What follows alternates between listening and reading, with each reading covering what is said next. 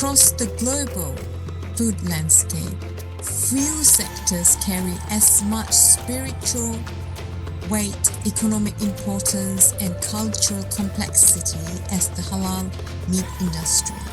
With nearly 2 billion Muslims around the world, and with Muslim majority population expanding both geographically and demographically, the halal food is no longer a niche category.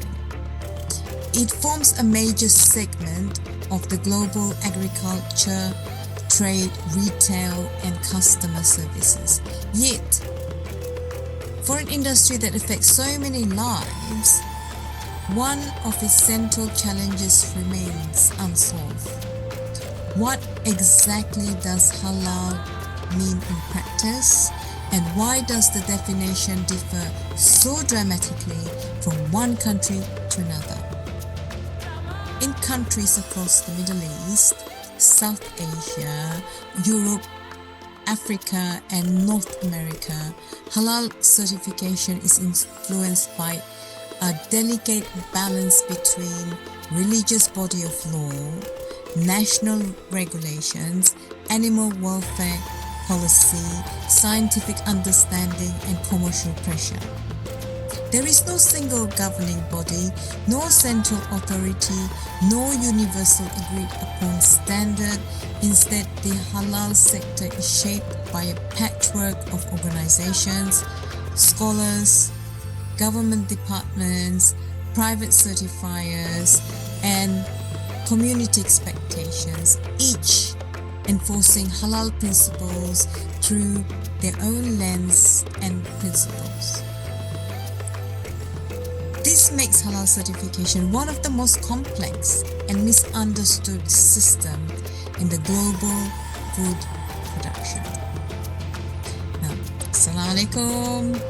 I'm your sister, Dr. Thamina Anwar, and I would like to extend a very warm welcome to you all. You're part of the global Halal Shura Hub family dedicated to empowering both Muslims and non-Muslims through meaningful discussions on halal matters and lifestyles. So why is this episode important? It matters because for consumers, the halal label is a statement of trust. It represents purity, integrity, and compliance with the divine guidance.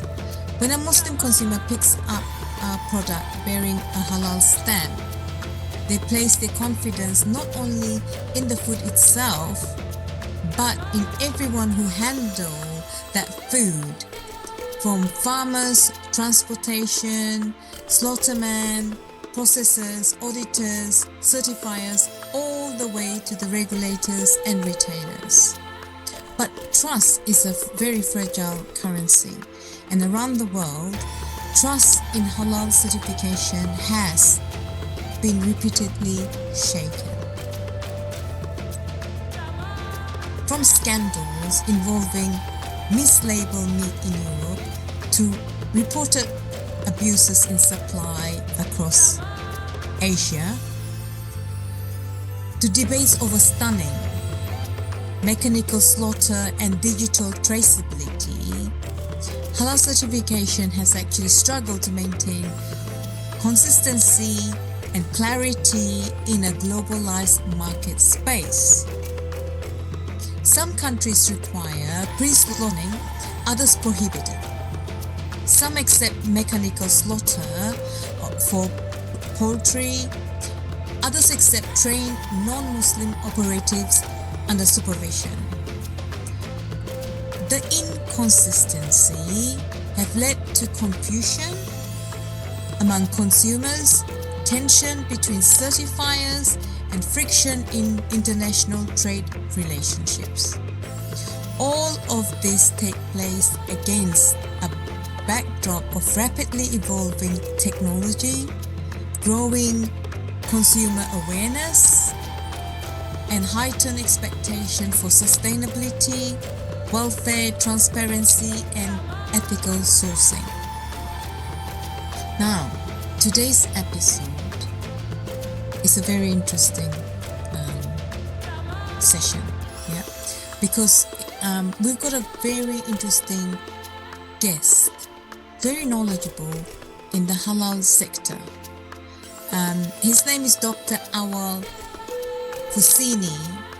He's a halal senior manager at the Agriculture and Horticultural Development Board in the United Kingdom.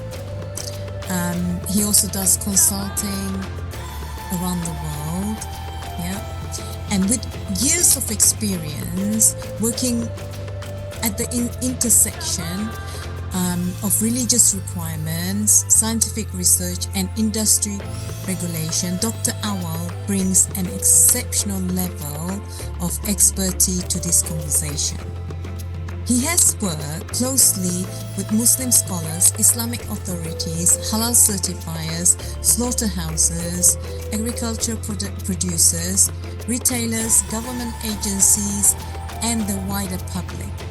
His work deals with halal slaughter protocols, animal welfare and pre-slaughter stunning, certification integrity, community expectations, international export requirements, compliance auditing,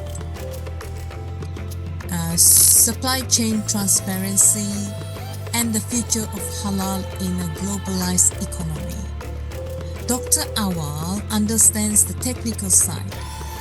He has a PhD basically on animal and some form of technology. He understands the spiritual side, which is the Islamic side, and he understands the human side, the need for reassurance, education, and honest dialogue. So one of the major themes that we're going to explore today is why the global halal standardization remains so complex and challenging.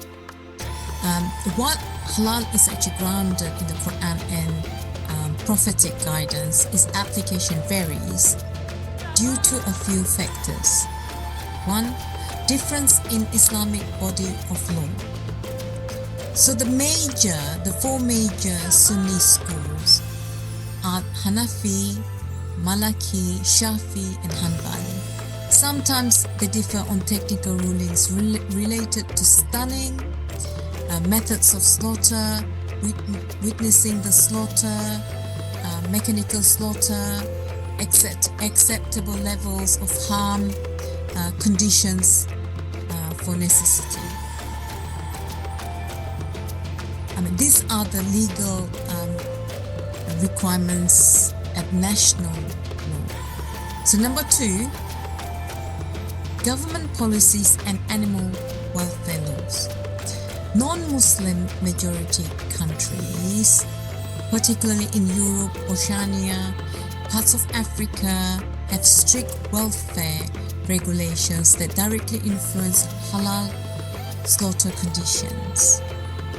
Some mandate stunning for all commercial slaughter, while others grant exceptions, leads to diverse practices, even when all parties share the same intention of upholding halal integrity. 3. National certification authorities. In countries like Malaysia, Indonesia, UAE, and Singapore, halal is regulated by government agencies. In Europe, Australia, New Zealand, and America, it is largely managed by private certification bodies.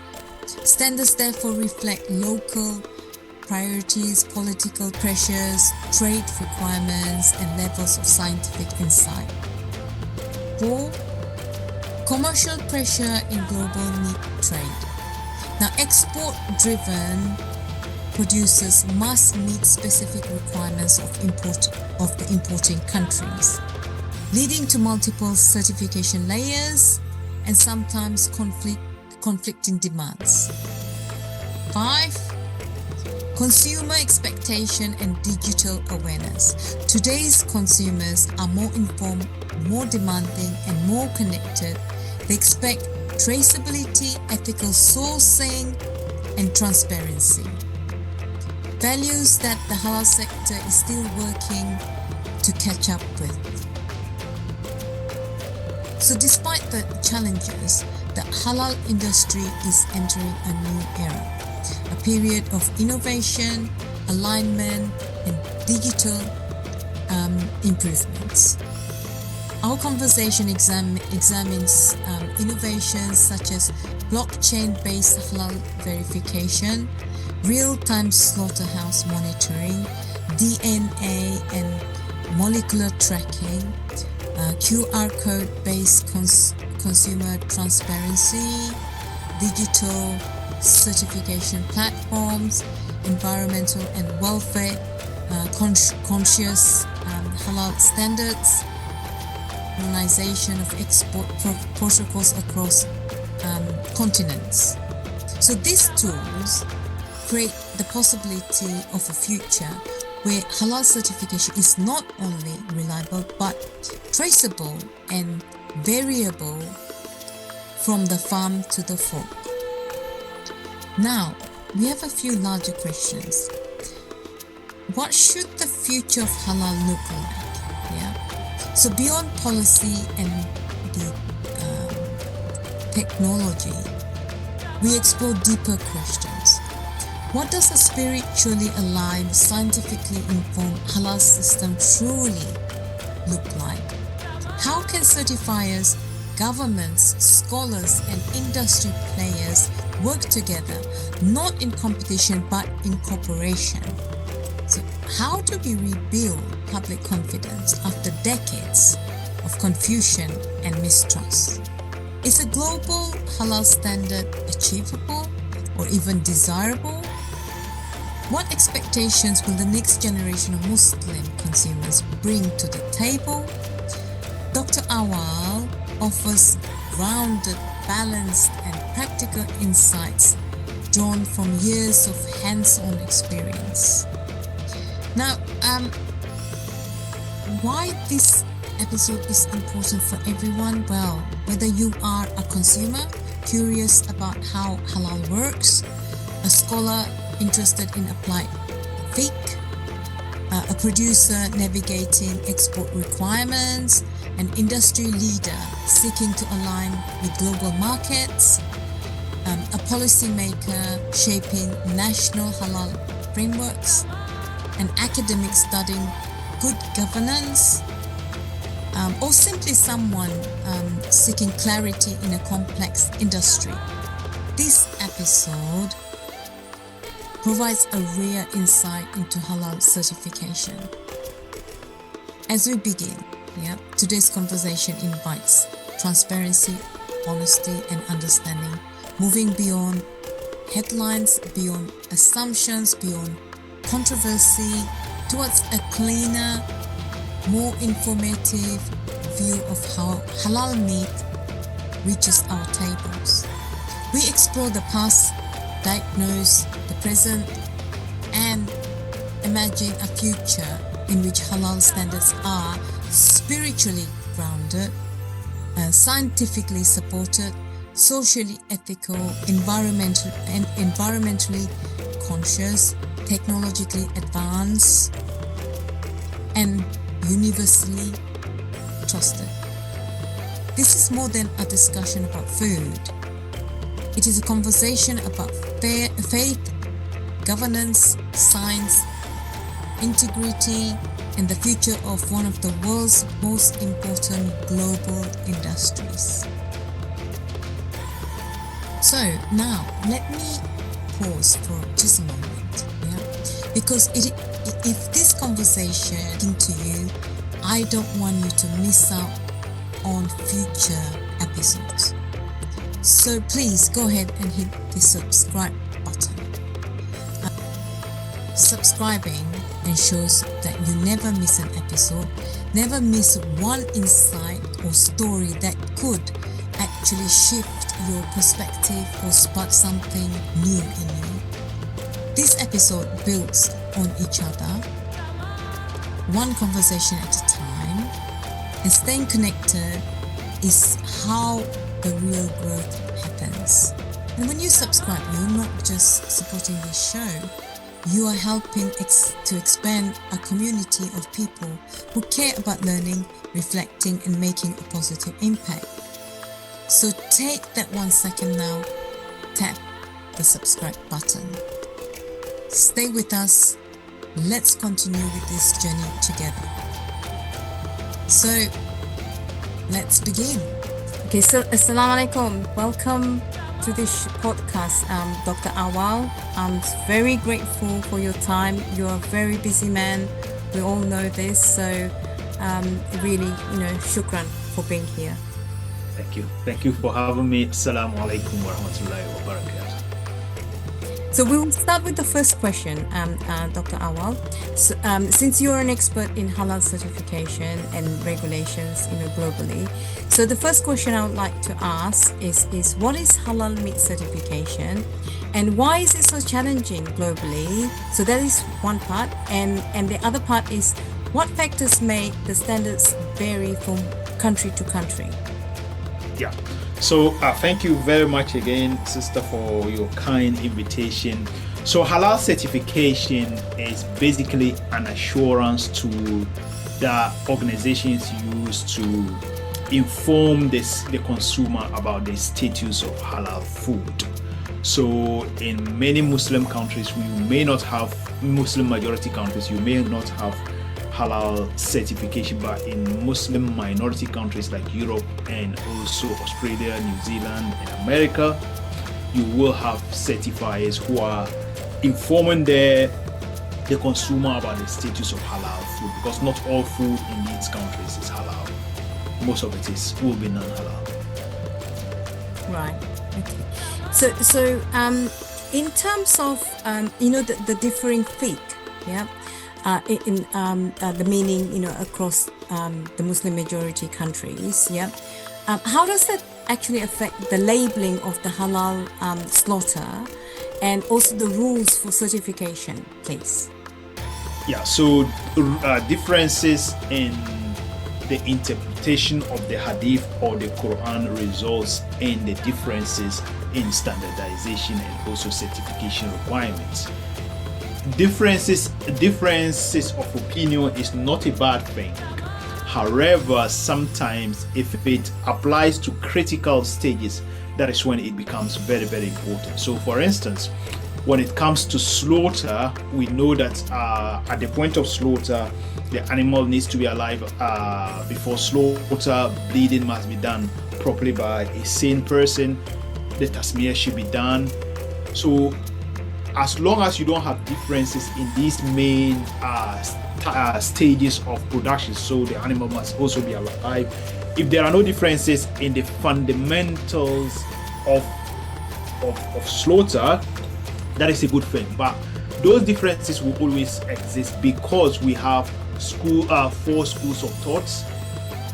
So there may be some slight differences, and also understanding of how the halal certification body operates. So for instance, in Europe, New Zealand and Australia may be different. In Europe, for instance, halal certification is not regulated. Anybody with a computer and a printer can become a certifier. So these certifiers may not have the right structures in place. I've met imams of mosques who have become certified, which in my opinion is not a good thing, because an imam can be very good with the scriptures, but the science, the imam may not be good at the science. And what I've always told people is that if you're an imam and they take you to the abattoir to look at slaughter, you may physically look at what is going on, but you don't know what is actually going on behind the science. So it's important that when you are a certifier, you should have the right personnel. You should have the scriptures, somebody who understands the scriptures and somebody who understands the science. So that is where the differences are. We don't have the right personnel, and there will always be differences in the way the scriptures are interpreted. But we need to understand the science to be able to interpret things like stunning, bleeding, meat quality, meat safety, and things like that.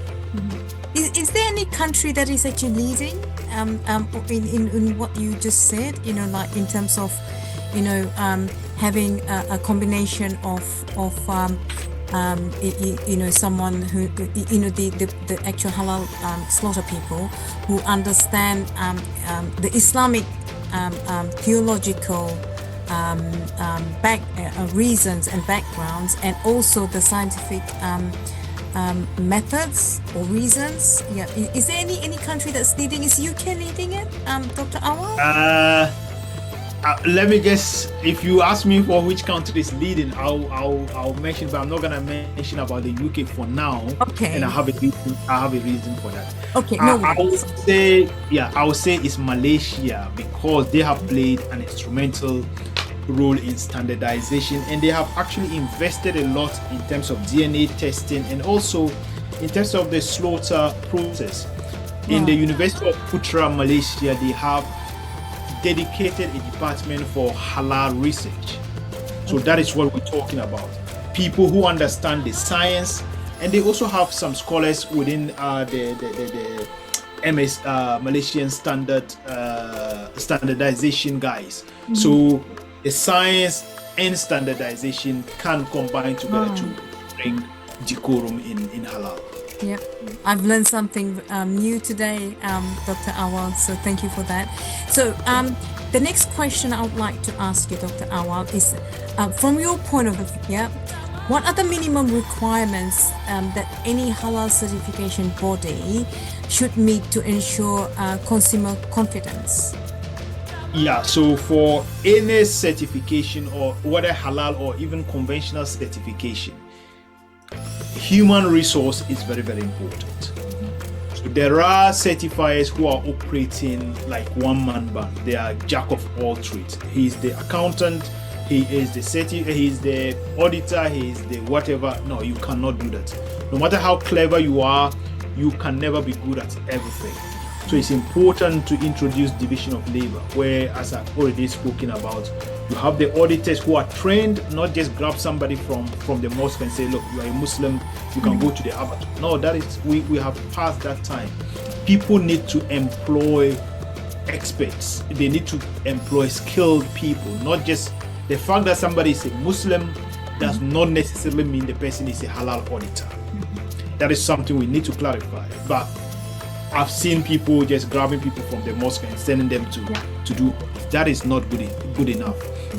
So train people and standardization of the auditing process. So when I say standardization of the auditing process, what I mean is somebody in New Zealand or Australia, and a halal auditor goes to an abattoir and spends maybe 8 hours auditing the process. Somebody in Europe spends 4 hours auditing the process. That is not a standardized process. We need a standardized auditing process, so that whether you are in country A or country B, your auditing skills will be the same, your auditing pattern will be the same across board, so that we can have uniformity in the way we do things. Okay. From your point of view again, Dr. Anwar, since you're the expert, how do we address the problem with halal fraud? Meaning that there is a lot of mislabeled products, fake certification, unethical practices in the supply chain. So the problem of halal fraud has been there since time immemorial. I'll give you a story. In 2002 in the UK, chicken were pumped with water just to increase the weight of the water. The weight of the chicken. And what we realized was that the water that was pumped contained porcine DNA, because the porcine DNA helped it to stay. Because when you just pump water into chicken, it will come out again. But if you pump it with proteins, it will help bind with the muscle. So the protein they were using was from porcine, from pork. So what I'm trying to say is that fraud in the halal sector is not a new thing. And again, in the UK in 2013, we had an issue with horse meat and then pork being found in halal products. So in Europe, we've got a lot of fraud issues that we are dealing with. And the main culprit sometimes, unfortunately, is we the Muslims. So to prevent fraud, we need to change our lives. we need to realize the fact that money is important, but not all money is halal. So if you defraud another Muslim to make money, that is absolutely not halal at all. Especially defrauding the whole community, selling something that is not halal and labeled as halal. There have been instances where Muslims have been caught selling products that are not halal as halal. So proper labeling is important to be able to curtail the issue. Also, good halal certification. If we can put good halal certification, when I say good halal certification operated by skilled people that fear God and who will be able to do the right thing. With all that labeling and all that, and proper labeling, we will be able to counter fraud. Okay. Yeah. Now, the next question is, from your point of view again, should the halal industry move towards a unified global halal standard? Yeah. So I spoke about a standardized auditing process where everybody is doing the same. So if we are able to do that, the next thing will be a global halal standard. And by a global halal standard, it may not necessarily need to be the same. However, also let me just point out that over the last 10 years, we have made a lot of progress.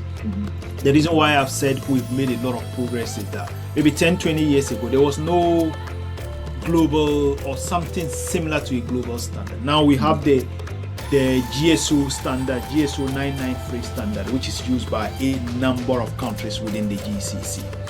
We have the OIC SMIC standard, which is used by 57 member states. So now what we need is for these guys, the OIC SMIC, the GSO guys, GSO accreditation bodies, and the Malaysians to come together and say, look, we all have standards which are used by a number of countries. How do we come together to make this possible? But again, if you look at all the standards, some standards accept stunning, others do not accept stunning. Some, even within the stunning, some accept what is called mechanical or captive bull stunning, whilst others do not accept captive bull stunning. Others accept what is called mechanical or machine slaughter, whilst others do not accept it. So these are small differences which we could work on.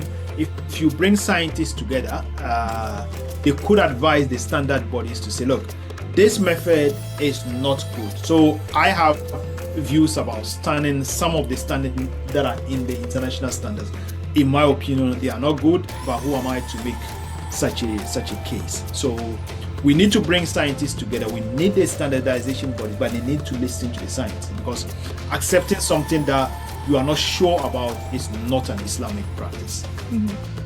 So in terms of there should be some champions, who should really work at bringing all this together.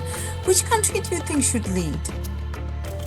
That's a very good question. So what we need to look at is, so if you look at Indonesia has got the largest Muslim population, so they would definitely be one of them. The GCC, they can come together, all the GCC countries, they can come together and form the GCC hub. The reason why I'm saying that is that even within the GCC, there is differences in standards. So they come together, the Indonesia and Malaysia, they are very, due to proximity, they could come together. The GCC can come together. They can help widows living in Muslim minority countries with a standard, so that all of us will follow that standard. Yeah, and I agree with you, Dr. Anwar, because Indonesia, I've been working with Indonesia. Yeah, I mean, apart from it being, I think it's the world's largest Muslim majority country, halal is actually a lifestyle in that country, and they take it quite seriously. It's not like other countries where there's so many podcasts, so many exhibitions, and so many things on halal every day in Indonesia. So I think Indonesia would be one of the most could be the potentially leading country in actually bringing the global halal standards together, I think. And look, this world is all about numbers. China is strong because China's I agree. population. Yes. The US is strong because the population is big. If Muslims come together, Muslims will be next to China or will be more than China. So if we were able to come out with a standard, we could use that standard in trade negotiations and others to put us in a better I agree. I mean, it's bargaining. and now 2 billion of us, yeah, nearly 2 billion of us, yeah, and if we could just unite a bit, hey, Absolutely. and we can do so much, and also we would be the leading trade. I mean, we used to lead trade. Trade, yes. We were trade originated from Islam. Ottoman times. Yes, Also, yes. in fact, our religion, Islam. Remember one thing: Prophet Muhammad sallallahu alaihi wasallam was a trader. Yeah. His Trade wife originated from Islam. Yeah. Yeah, his wife Khadija, radiallahu anha. I mean, she was a trader as well. I mean, she's a businesswoman. She's the And although I'm not an Islamic finance expert, if you really look closely into Islamic finance, it's a good model that we could actually introduce into mainstream. Look at mortgages, for instance.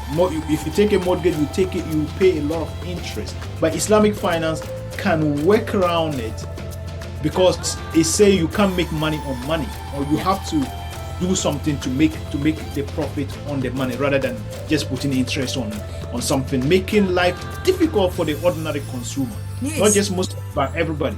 So if we're able to promote Islamic values, the general public could actually take something from it. In fact, I have a model called Islamic social entrepreneurship. You know what, Dr. Anwar? The non-Muslims are more interested in it. Yeah. There you go. The Muslim, There you go. and that is the sad part. They're really, hunting me.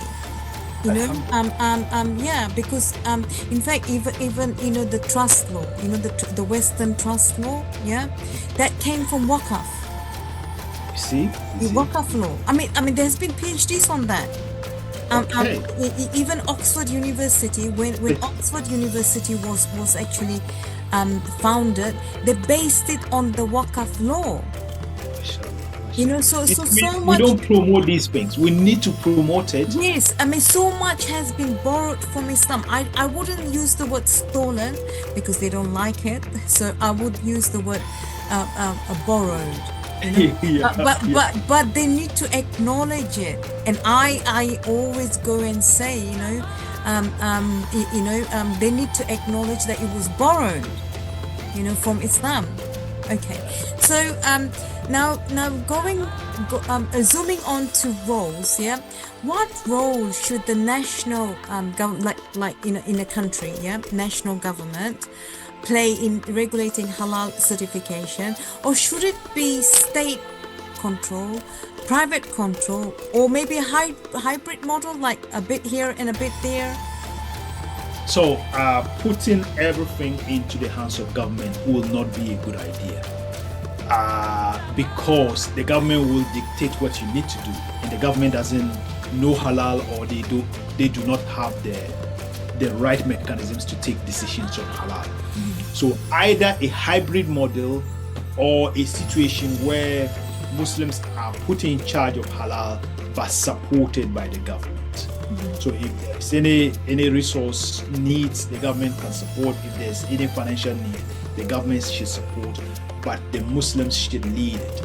So either working in partnership with government or leading it on their own with the support of the government from behind. Because at the end, it's the government who benefits from the trade, isn't it? Absolutely. Halal is huge. It's huge. It's a $3 trillion industry, and it's growing every second. And all major companies like Nestle, KFC, they are all taking advantage of halal, because they wouldn't do halal if there was no benefit in it. No company would touch halal if there wasn't any benefit. I'm currently based in a very small country called New Zealand, Aotearoa, New Zealand. Yeah, in the bottom of the world, where you have actually, you told me you visited. Yeah, I've been there. How small the country is. And I've been there twice. And basically, the economy runs on halal exports. especially in New Zealand Oh, and Australia. I mean, seriously, if the halal, if the Muslims don't buy the meat, yeah, from New Zealand, not just meat, other products too, yeah, from New Zealand, the economy would collapse. Absolutely. And look, it's very true because I went to New Zealand and over 90% of your abattoirs were doing halal. Yeah. I then went to Dubai. Dubai, if you eat any lamb or beef, no, lamb in Dubai, it's likely to be Australian or New Zealand. Yes. Yes. So without these markets, New Zealand will be on your needs. On your needs. I mean, it wouldn't survive. Apparently, it's a $3 billion, or more. Yeah, the government is earning. You know, and yeah, I mean, but yeah. Yeah, I've got views, but anyway, we will not talk about the views. Yeah. Okay, so now stunning. I know you're an expert on stunning, and I hope I've pronounced it properly. So stunning is one of the most debated issues, yeah, in halal slaughter, especially in the West, yeah. And so, how do regulators navigate the scientific evidence and Islamic rulings on this issue? Yeah. So, stunning will always be a debatable phenomenon or debatable practice. The reason is, if you ask any scholar or any person who even supports stunning, if you ask the person whether stunning is halal, if they tell you stunning is halal blanketly, that is very wrong. Right. But if they tell you some stunning method may be halal, then they are correct. Because for those of us who have seen animals being stunned, who have done some research on stunning, I have done, my PhD was on stunning and slaughter. Mm-hmm. So I do understand stunning maybe better than others do. Mm-hmm. Mm-hmm. So look, as I said, there will always be contention around stunning. Yeah. But it's wrong to say all methods of stunning is halal. Mm-hmm. You may say, and I'm not saying that, I normally try to be neutral in these discussions. You may say some stunning methods are halal if they do not lead to the death of the animal. Right. So for instance, we've got something called electrical head only stunning. Okay. Electrical head only stunning, you apply voltage to the head of the animal. So the brain, human brains and animal brains has got around 100 billion cells. Yeah. And the cells are called neurons. Mm-hmm. The cells communicate between each other through what is called neural transmission.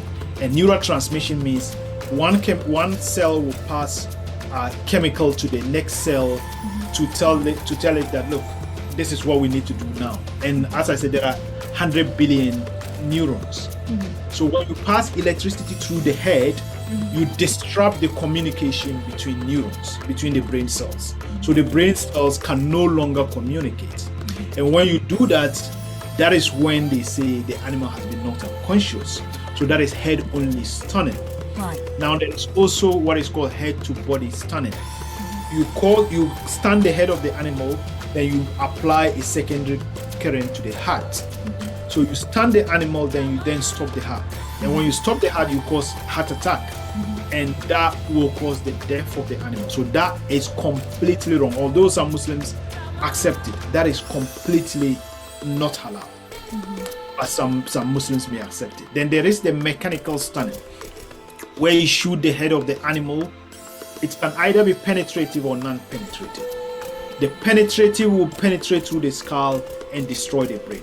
Mm-hmm. That will cause the death of the animal. Mm-hmm. Because the brain is like a computer. Mm-hmm. If you damage one part of before an animal can die, there is something called brain stem. The brain stem is located just close to the spinal cord. Mm-hmm.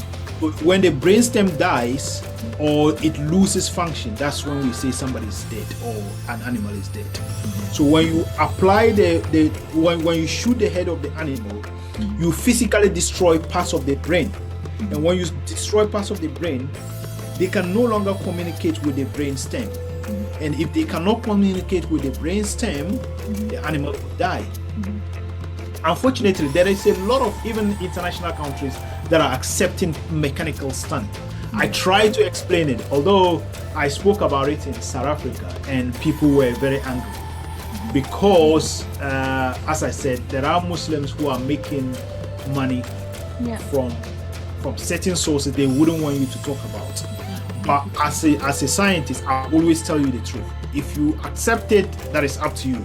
If you do not accept it, on the day of judgment, I'll be busy somewhere. You'll be busy somewhere. Inshallah, so, inshallah. And you can't call me. You can't call me to come and defend me. No, on that day, I'll also be. Yeah, I also have my baggage to go through. So we have to be very careful. Standing, you can say it's acceptable depending on the method of standing. And there's also guard standing. Guard standing is also very contentious, but people accept it. So I wouldn't try to tell you why people shouldn't accept it, because the more you talk, the more people get angry. But we have to be honest. Yeah. So doctor, from what I understand is that stunning is okay as long as the animal is still, the heartbeat is going. Is that the main thing? No. Heartbeat is not indication of life. Okay. A dead animal can still have heartbeat up to 8 to 10 seconds after death. Right. So the heart muscle is not related to death at all. Okay. So you cannot use a cardiac rhythm as an indication. Right. So those who do that, it's not an accurate. I can only advise them that it's not an accurate diagnosis of death. And I've written a paper on that in Meat Science Journal. Okay. So just for me, is for a person who's not an expert in halal certification. My understanding is that you can stun an animal like from the head, as you were saying, yeah. But you don't get the animal to have a cardiac arrest and stop the heart. Yeah. So the stunning method used in New Zealand is for sheep is what is called head only electrical stunning. Yeah. So they stun the head, only the head, to disrupt the neural transmission I talked about. Yeah. So that is unlikely to kill. I'm not saying it doesn't kill, but it's very unlikely to kill. There is head to body, which will stop the heart, and when the heart is stopped, the animal will die. Yeah. However, it's also important to know that a dead animal can still have a heartbeat. Right. So it's very complicated. It's very, very complicated. Yeah. So I don't want to confuse people, but it is complicated. And before you accept it as a Muslim, please do your due diligence and know that you are answerable to Allah on the day of judgment. So please, that's what I said. Scholars, okay, they can make their decisions on some of these things. A scholar can tell you the Quran in Surah Al-Ma'idah, Quran chapter 5 verse 3, it says the animal must be alive at the point of slaughter, which is correct. However, it does not mean that a scholar being in an abattoir can look at an animal and tell you this is what the scriptures say. No, that is not possible. You need a scientist to tell you what is going on physiologically in the animal with the scholar's advice before you make a decision. Don't just take a scholar to the abattoir and say, look, can you tell us if this is halal or not? That is not the right way to make a decision on that. Okay. Yeah. I've got a lot to learn from you, Dr. Awal. This is a very interesting area actually. And as a Muslim, I also want to know so that I know what I'm eating is halal. It's actually halal, because that is the right way. It's good for the health. It's also tayyibat, it's not just halal. It has to be, slaughtered in a proper way so that it doesn't harm me when I eat it. Absolutely. So yeah. Okay. So now going forward, on the topic of traceability, So what systems can ensure full traceability from the farm to the fork or the plate, to preserve halal integrity throughout the supply chain? Yeah, well, there are tools we can use, and with the emergence of AI, there are so many tools we can use to trace from farm to fork. So QR codes, for instance, blockchain, for instance, and some people have started using blood or DNA So they take blood samples from the animal to incorporate it in the label so that consumers can actually use the DNA of the animal to trace it from farm to fork. However, the biggest issue we have here is that halal certification bodies do not audit farms. They start from the abattoir to the table, so or to the retail or to the butcher. So that is the difficult. If you don't audit what is on the farm, how do you know what happened on the farm? You will be relying on hearsay. So I think in the future, halal certifiers need to incorporate the whole life of the animal, not just starting from the abattoir. And I tell you, there are certifiers who only go to the point of slaughter. When they're happy with the point of slaughter, that's it. But that is very wrong. Even if you are auditing from the abattoir, try and look at how animals are received in the lairage. Try and look at how many animals die in the lairage. So we call it dead on arrival.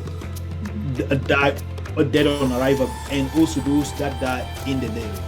Try and look at how animals are taken care of when they are in the lairage. Try and look at how animals are restrained before slaughter. That is very important, but many people don't do it. Look at how animals are restrained before slaughter. Look at the slaughter process, and then follow the animal follow the carcass till it gets to the chiller. Because after slaughter, there's a lot of processes that can affect the halalness or the tayyibness of the meat. So during evisceration, there can be rupture of fecal matter which can contaminate the carcass. Also, you need to check water portability, whether it's portable water that is used. You need to check pest control, because if there's no pest control and products are held in the chiller, pests like rats can contaminate the product. So there's a lot we need to incorporate as halal certified, not just looking at the point of slaughter and that's it. Either we extend it to the farm, or even if you are doing it from the abattoir, there's a lot of areas we need to include in our auditing protocols. What about the animal itself, Dr. Anwar? Is that important? What the animal has been fed? How Correct. It's been kept. We don't do that. We don't look that.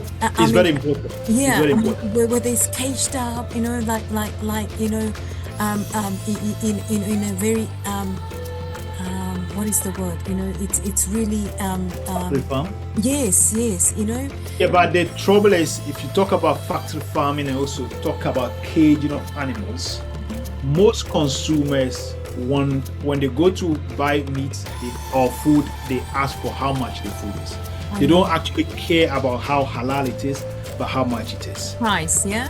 Yeah. If you are depending on price, then you have to go for factory farming and also cage animals, because those bred naturally in an organic setting may not be cheap for you to buy. So I'm not blaming them for going for only price, but some people are poor, so they cannot afford it. I came from Ghana, where people struggle to come by three square meals a day.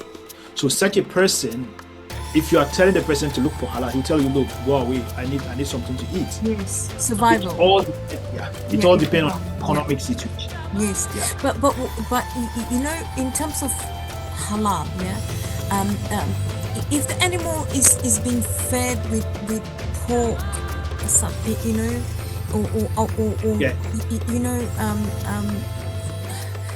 dead things. Oh yeah, is that filthy? It's they call it jalala. It's not. It may not necessarily be haram, but it's not a tayyib product. Yeah. And it's important for certifiers to look at how animals are fed. Yes. That is very, very basic. For instance, in fish, some are fed with animal protein. So if a fish is fed with animal protein, then you have to make sure it's not pork. It doesn't. It doesn't end up. If it's fed with dirt, it doesn't end up in the halal food chain. Yeah, or it's not just pork, dead animals too, right? Yeah, absolutely. So okay. Now, in terms of international trade agreements, yeah, how do international trade agreements and export requirements influence halal certification standards in producing countries, those who are exporting halal meat or halal products? It shouldn't, but you need to look at it the other way, because many Muslim countries, so if you look at the Middle East, for instance, they import 90% of the meat that they require. 90% of meat in the Middle East is imported. Although they are biased, the consumer is always right. I don't think they've used their power to influence trade agreements. If you are buying from somebody, you should be able to tell the person what you need. However, there is danger in that, in the sense that if you're buying from country A, for instance, and you say country A don't stand, and the country A is telling you our regulations, our country regulation is that we have to stand, then you have to buy it. So there's a lot we need to do. Maybe other Muslim countries need to increase production so that the GCC can switch to Muslim countries to be able to influence what they need, because if you buy from Australia and New Zealand, they stand all animals. You cannot tell them they cannot stand. So you have to buy it. So you are compelled to buy it, because you cannot get all the products internally. You have to buy from other countries. And the other countries you buy from, they stand. Although you can influence it, you can only influence it to an extent. And also these countries, I think they wouldn't export live animals. I don't. No, Australia is banning live animals. I think either 2028 or something. Yeah. That is providing an opportunity. Live animals, we know, is very important in the Middle East for Qurbani and old here in other festivals. However, Australia is banning it. They will stop live export, and the Middle East is turning its attention to East Africa, which is good, because East Africa is very close to the Middle East. Within a few hours, it can be shipped within a few hours. So it's good for the welfare, and it's also providing opportunity for Muslim countries like Somalia, Kenya, and other places to increase their economic power. So it's a good thing in one way. Yes. As you said, especially for Qurbani, because many people like to eat the meat. And they want to see. Look, it's a religious observation. People want to see the live animal being performed in front of them. Because when I was in Ghana, my mom will always come out, pray before the animal is slaughtered. So many Muslims want to see the animal being slaughtered. Yes. Yeah. Okay. Now, technology is very important in halal certification, but obviously there is a limit to everything. Yeah. So in terms of technology advancements, such as blockchain, QR codes, digital auditing, can this improve transparency and reduce fraud in halal certifications? Yes, it can, and it will also reduce burden on the companies that are certified. As you know, most of these companies are non-Muslim owned. Although you want them to produce the right halal, you don't want to put too much burden on them. So, for instance, there is a camera that was developed recently called Blink AI. Blink AI is something that you can use on the slaughter line. You can use it remotely, so the certifier can sit in their office and look at this camera. Look at you see, if you don't stand an animal well, or if you slaughter an animal without standing, and you don't want the bird or the animal to. So let's take birds for instance. If you slaughter Islamically without standing, you don't want the bird to go into the what is called scalding. You see, when you slaughter, it will go into a scalding tank, a tank with a temperature, with water with a temperature of around 53 degrees Celsius. So if it's still alive and it goes into the tank, it's gonna burn. It's gonna cook it whilst it's still alive, and that is not an Islamic practice. So cameras are now being developed called Blink AI, where they can observe whether the animal is alive or not before it gets into the water, into the scalding tank. So that is a technology that I don't think many Muslims are using it at the minute. So instead of being at the abattoir all the time, you could actually employ technology to assist you minimize cost to the certified premises, and also improve confidence in the auditing process. Right. Because it's a real-time thing, you can see it all the time. Yeah. And in terms of blockchain, how can that actually help in halal certification, Dr. Anwar? Yeah, so in terms of blockchain, we can use it in the finished products. So in the label. So the label will tell you a lot of the stages that the meat has gone through. So although we don't audit farms, from the farm, from slaughter and other things. So blockchain will be able to specify what the meat has gone through. And QR code?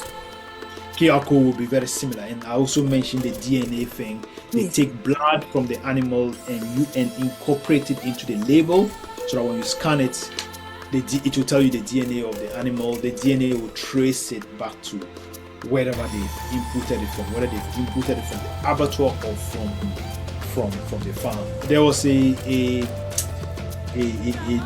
new halal company called One Agri. I don't think it's just about halal, but they are Muslim owned, or they are Muslim operated, called One Agri. So they developed something very similar, and I think that could help the halal sector. Right. Okay. Now, how can regulators? I mean, because you live in the West, in UK. I live in the West as well. So animal welfare is very important. Yeah. So this question is based on that. How can regulators balance animal welfare law in Western countries with halal slaughter requirements? You know the Muslim haters. They keep on saying that halal meat is barbaric and this and that. I mean, it's not barbaric. So in that respect, how can regulators balance animal welfare laws in Western countries with halal slaughter requirements, please? Yeah, well, there is, in the food industry, there is a lot of misinformation and disinformation about animal welfare in halal or in Islam. Because if you look at Islam, if you look at the scriptures, the Prophet, peace be upon him, was very well known for his animal welfare advocacy. There are a lot of examples where welfare is held in high regard. 1400 years ago, at the time when nobody thought about animal welfare, the Prophet is reported to have said that verily Allah has prescribed ihsan, and ihsan means perfection or something done to the best. That Allah has prescribed ihsan. So if you are killing, kill well, and if you are slaughtering, slaughter well. 1400 years ago, the Prophet was telling his disciples to slaughter well and kill well. And at that time, now we know that there is the difference between slaughter and killing. That time it was already written down. The last part of the hadith says, before you slaughter, each and every one of you must sharpen their blade. 1400 years ago, for you to be told to sharpen your blade, that was the best animal welfare tool that was available at the time. But at that time, there was nothing like stunning and all that. The best animal welfare tool was a sharpened knife. And the Prophet, peace be upon him, was reported to be telling his disciples to sharpen their blades before. Yeah. And also, there are so many examples where he asked his companions to post a sentry to allow a chicken and his young one, a hen and his young one to pass. So many examples. So animal welfare actually originated in Islam, but there's a lot of misinformation.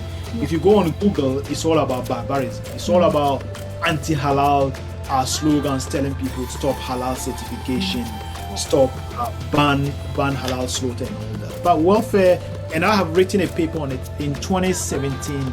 I wrote a paper on the importance of animal welfare in Islam, and I highlighted the fact that the Prophet, peace be upon him, was a known welfare advocate, and he reprimanded some of his companions who did not go well who did not treat animals well.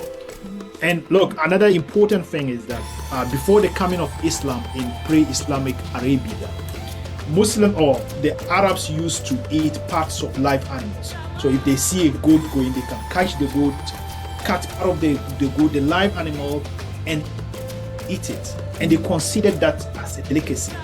But when the Prophet came, peace be upon him, he said anybody who does that is killing, is eating a dead animal. Because if you cut the part of a live animal and allow the animal to go and you eat it, that is a dead animal you are eating. So he actually banned it. If welfare wasn't good in Islam, he would have allowed it to go. So there are so many examples. Yeah, and I find it quite interesting that kosher meat, I mean that's the Jewish meat, I mean they're allowed to slaughter but we are not allowed to. Yeah, the trouble is Muslims are easy targets.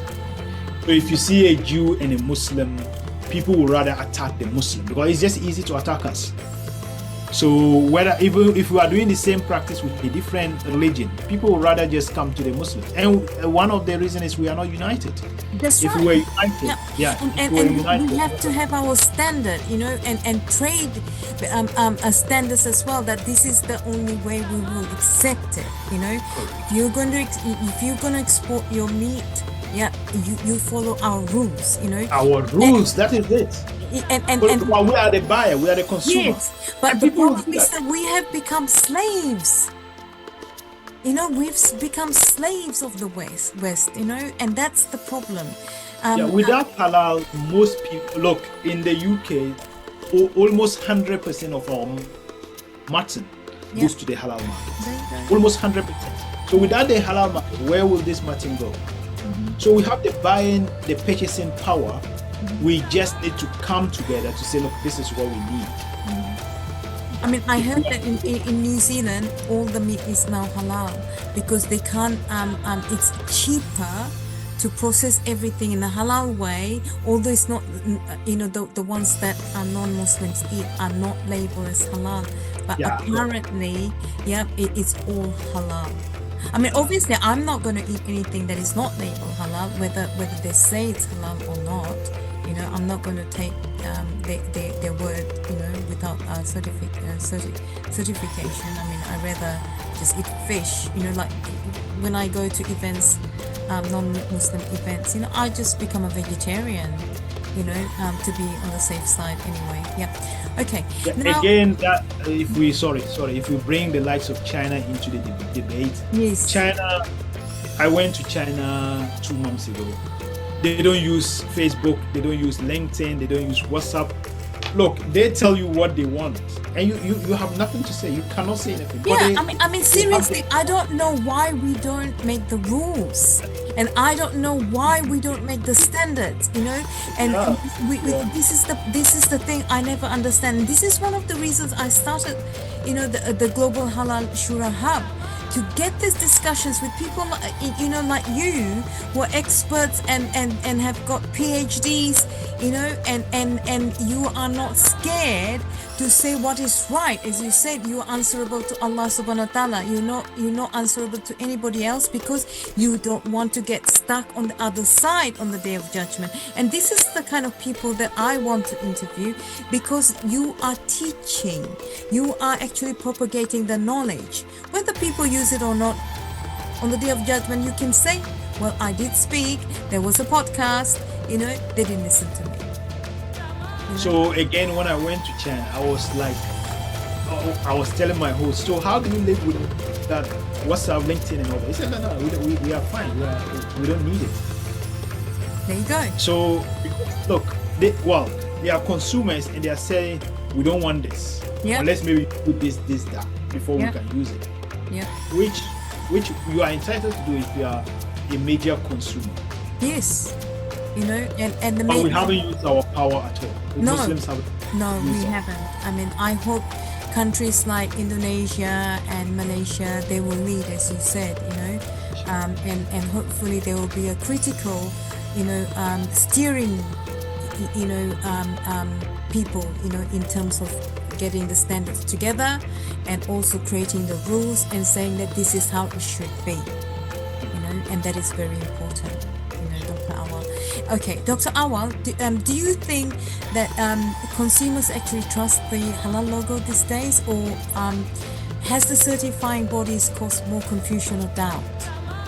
Yes, so for those of us living in the West, our only option is to look for the logo, because if you are a Muslim, if you are a practicing Muslim and you want to eat halal, you have no power. You cannot.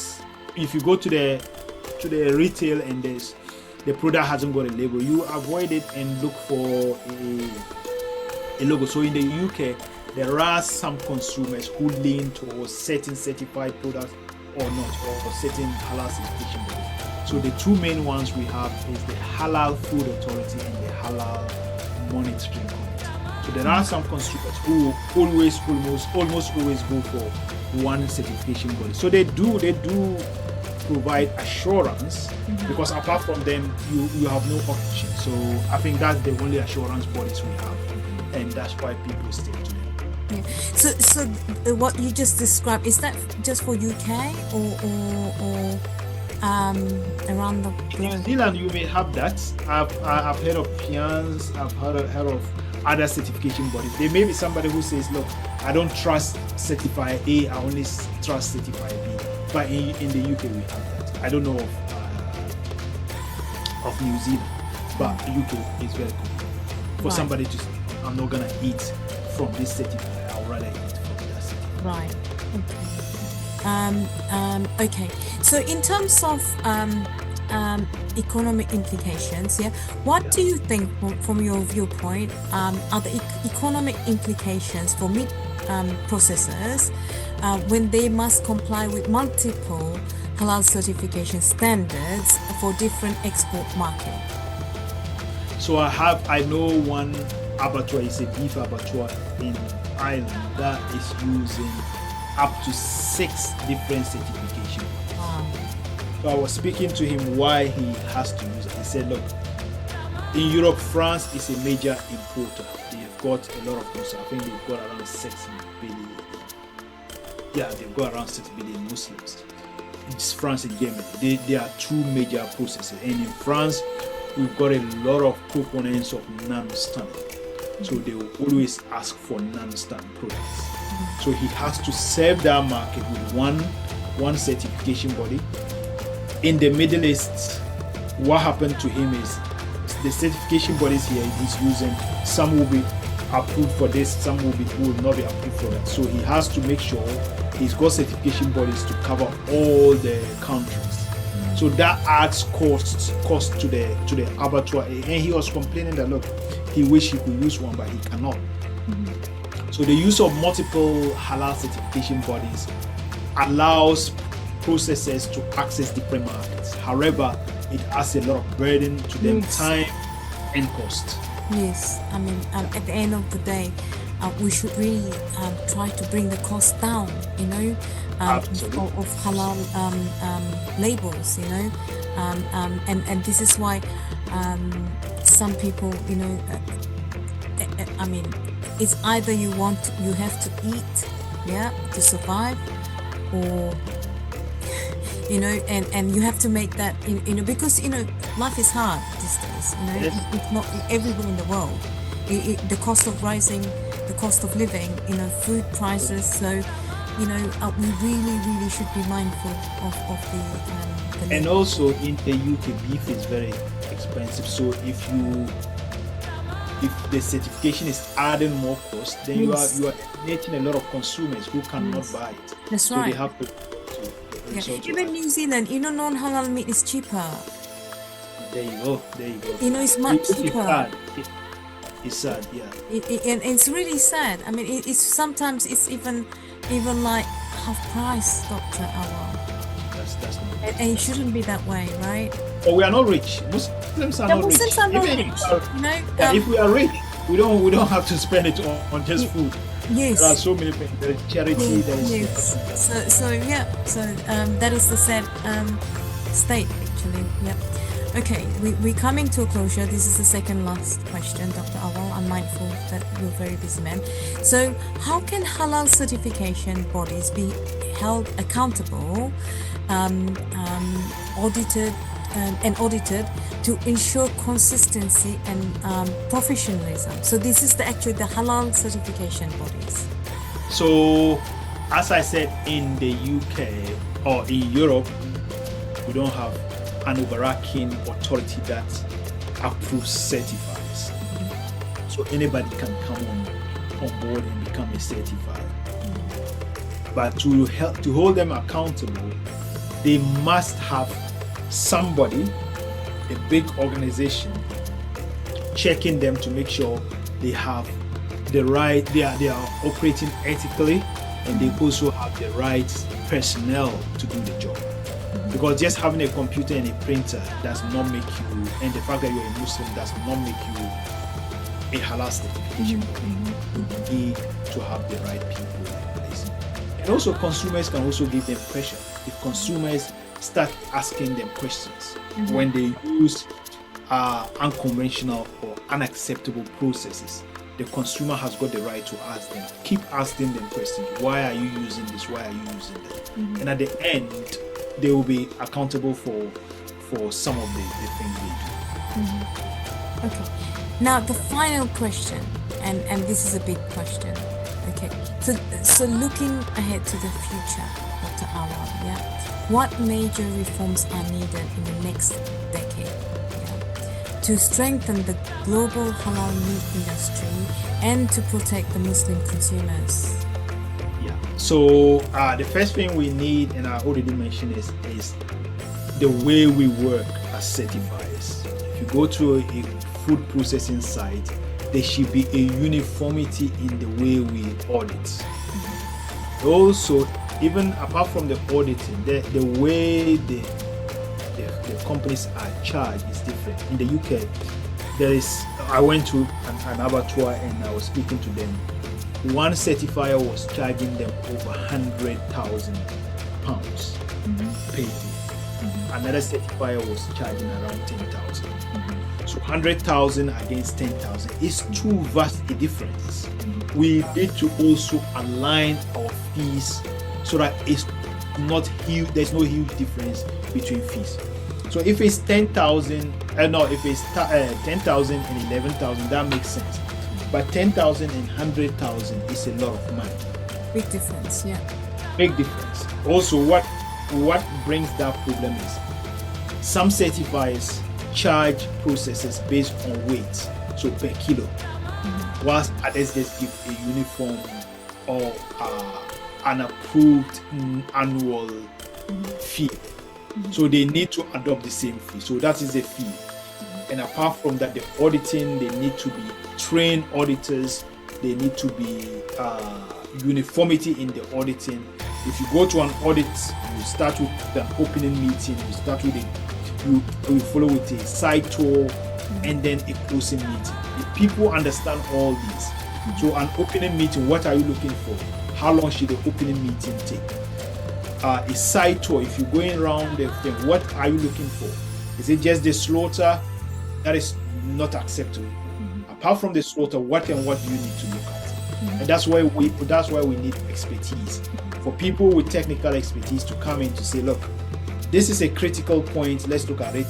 That is a critical point, let's look at it. And that is a critical point, let's look at it. So fees, auditing styles, and also global standardization. That's the last one. We need to come out with a global standard where country A sees a process as halal, country B also sees that process as halal. With that, we could come a long way to even gaining respect from the industry, because people are currently laughing at us because you bring two auditors to a site and one does 1 hour, one does 4 hours. They will be laughing at us. I went to a dairy company and they said, when we started, the guy said, I think we did 2 hours. He said, are you not gonna finish now? I said, no. Then he said, somebody from this company came within 30 minutes, he was gone. That is unacceptable. We need uniformity in the way we audit. And so auditing, fees, and standardization. Wow, thank you. Now, Dr. Awal, thank you so much for your time. I mean, I've learned so much, and I'm sure the audience, we've been really enlightened by so much of information and knowledge on halal certification.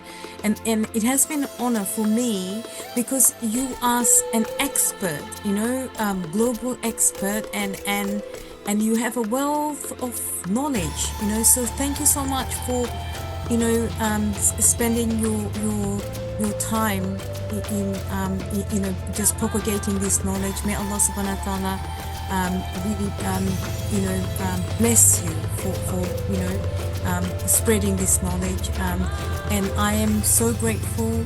Until we meet again, and I hope we do meet again, and inshallah, because it's been an honor. You're so easy to talk to, yeah, and so until then, salam alaikum. Assalamu alaikum, salam. Very good to be with you. Inshallah, let's keep the conversation going. Oh, I really enjoyed it, honestly.